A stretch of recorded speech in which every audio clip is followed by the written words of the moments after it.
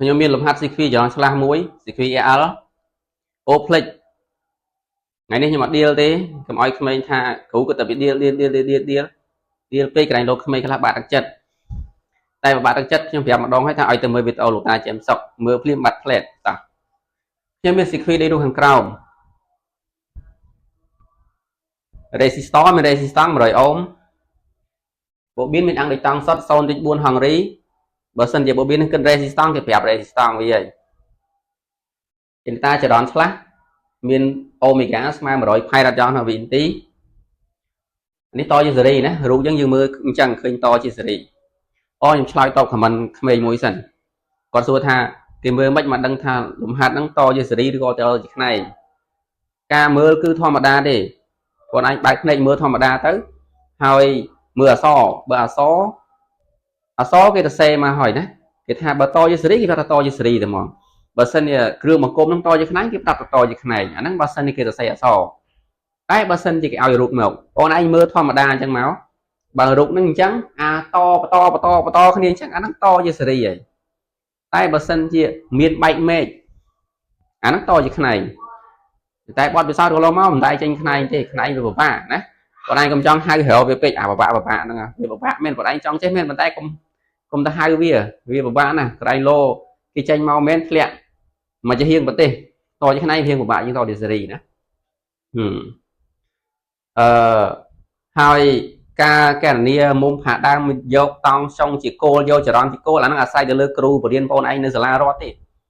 តាមម៉ូដរបស់គ្រូម្នាក់ប៉ុន្តែបើតាមសភៅសិក្សាគោលគេយកតង់ចុងជាគោលដូចស៊ីខ្វីដែលមានបូប៊ីនតែឯងអញ្ចឹងតង់ចុងលឿនផាសជាងចរន្តឃើញទេតង់ចុងទៅមុនតែបើស៊ីខ្វីដែលមានកដងសតើតែឯងតង់ចុងនៅក្រោយអញ្ចឹងយើងនិយាយតង់ចុងមុនរហូតទៅអាហ្នឹងរបៀបចំណាំណាបើសិនតែបងឯងម្ដងនិយាយតង់ចុងលឿនផាសម្ដងនិយាយចរន្តលឿនផាសអ្នកវិញគឺបងឯងហ្នឹងឯងមានពីណាទៀត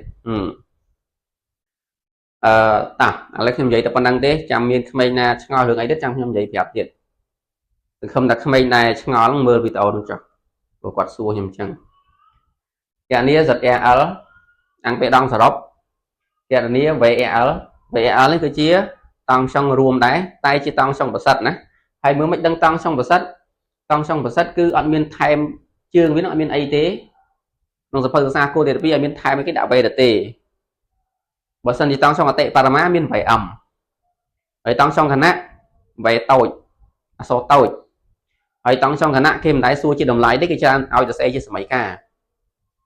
អញ្ចឹង VL នេះគឺស្មើទៅលើតង់ចុងប្រសិទ្ធហើយពេលខ្លះខ្ញុំដាក់ OMS ទៀតណាឥឡូវនេះខ្ញុំអត់ដាក់ទេបាទគណនី VL បើ EOMS ឃើញទេE នេះខ្ញុំដាក់ OMS វិញមិនដាក់ OMS ក៏ជាចរន្តប្រសិទ្ធដែរទោះជាដាក់ក៏ចរន្តប្រសិទ្ធមិនដាក់ក៏ចរន្តប្រសិទ្ធណាស្មើ2 ampere សំណួរខគេនេះអនុភាពមធ្យមនៃ CQ លំហាត់នេះ CQL ដែរប៉ុន្តែខ្ញុំដូរសំណួរសួរខ្ញុំអត់សួរហៅសម័យកាលហៅអីទេខ្ញុំសួរជាលក្ខណៈអញ្ចឹងម្ដងព្រោះអាសួរអញ្ចឹងខ្ញុំអត់ដែរសួរទេយូរហើយណាសិត AL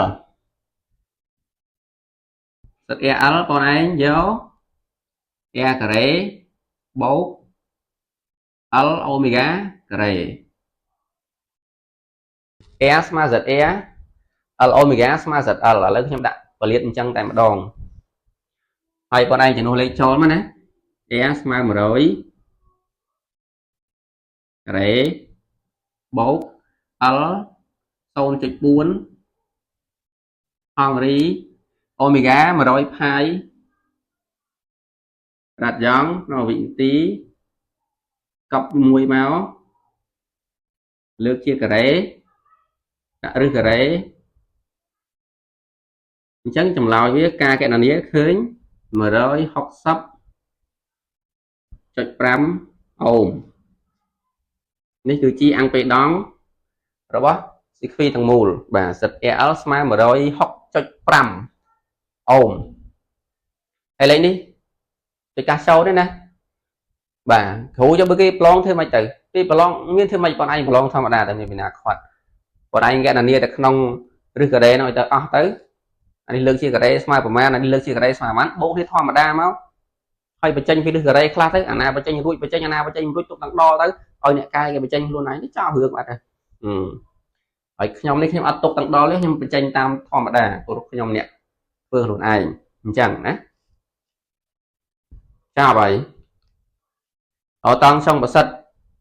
រួមតង់ចុងប្រសិទ្ធរួមរបស់វាស្មើនឹងតង់ចុងប្រសិទ្ធរបស់ចនិតាដែរណាហើយយើងរកតាមរូបមន្តច្បាប់អូមនៃ sequi គឺ VL ស្មើនឹង E គុណឲ្យ Z នេះកាលណាគេសួរតង់ចុងរួមយើងយក Z រួមមកប្រើដែរ